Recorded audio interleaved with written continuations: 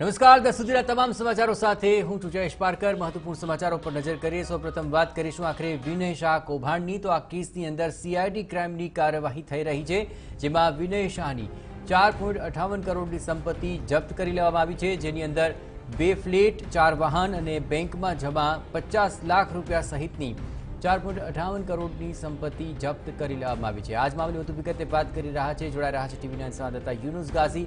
યુનુસ, આ સમગ્ર મામલે અત્યાર સુધીમાં કાર્યવાહી શું થઈ?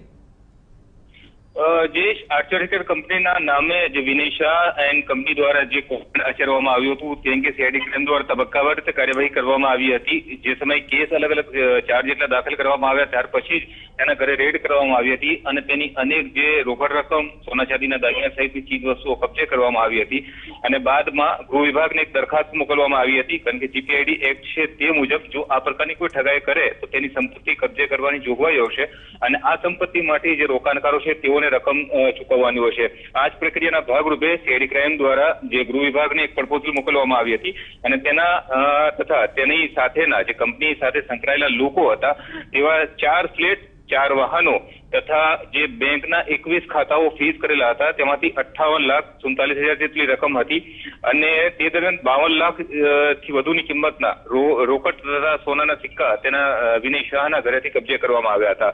આ તમામ ચીજ વસ્તુઓની જીપીઆઈડી એક્ટ મુજબ સીઝ કરવાની જે ગૃહ વિભાગને દરખાસ્ત મોકલવામાં આવી હતી, આ દરખાસ્ત મંજૂર કરવામાં આવી હતી અને ત્યારબાદ આજે સીઆઈડી ક્રાઇમ દ્વારા ટાંચમાં લેવામાં આવી છે આ તમામ સંપત્તિ। આવનારા દિવસોની અંદર આ જે કોર્ટની મંજૂરીથી આ જે સંપત્તિ કબજે કરેલી છે તેની હરાજી થઈ શકે છે અને તેમાંથી રોકાણકારોને રકમ ચૂકવવામાં આવી શકે છે। દરમિયાન આજે આ જ કેસની અંદર સીઆઈડી ક્રાઇમ દ્વારા નરેશ પટેલ નામનો જે કોર ગ્રુપનો મેમ્બર હતો તેની ધરપકડ કરી હતી અને આજે કોર્ટમાં રજૂ કરવામાં આવ્યો હતો અને આગામી 29મી સુધી તેના રિમાન્ડ મેળવવામાં આવ્યા છે। અત્યાર સુધી અનેક કોર ગ્રુપના એજન્ટોની ધરપકડ કરવામાં આવી હતી, પરંતુ નરેશ પટેલની ધરપકડને મહત્વની માનવામાં આવે છે, કારણ કે તે વિનયની નજીક હતો અને વિનય શાહે આ જે આર્ચર કેર કંપની દ્વારા જે કૌભાંડ આચર્યું હતું તે કૌભાંડની રકમ કઈ જગ્યાઓ પર રોકાણ કર્યું છે તે બાબતો અંગે ખુલાસો થાય તેવી શક્યતાઓ છે। જયેશ, બિલકુલ યુનુસ, તમામ કાર્યવાહી પર આપ નજર રાખતા રહેજો।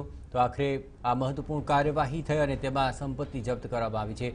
4.58 કરોડની આ સંપત્તિ છે, જેમાં 2 ફ્લેટ, વાહનો અને અન્ય રોકડ રકમ પણ હાલ જપ્ત કરી લેવાય છે।